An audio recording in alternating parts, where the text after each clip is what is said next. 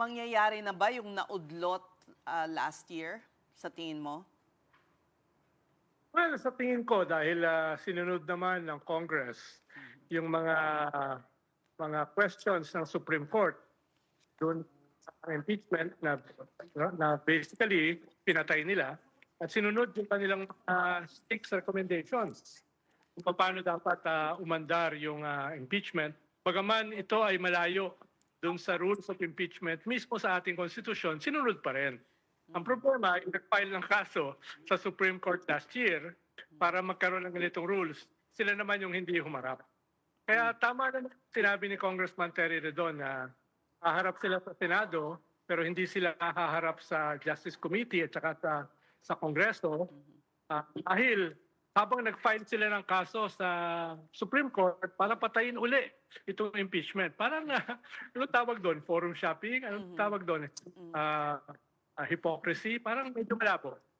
Pero alam mo, the court has ruled in their favor several times. So pwedeng mangyari rin yan. Baka malabo at this point dahil nagsimula ng jurisdiction eh. Kung ang questionin nila yung Congress, mahirap pigilin yung impeachment process sa Congress dahil jurisdiction.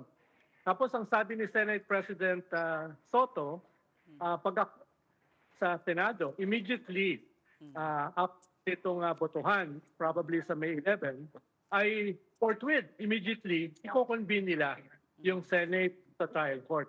Kung Pauline at Sen. Kaya medyo nagkaroon ng pagkakataon yung Supreme Court para i-assume yung jurisdiction dito sa kaso ay dahil hindi siya tinanggap agad ng Senate. Kung tatanggapin ng Senate yung impeachment na manggagaling sa House, then may jurisdiction ng Senado sa trial court.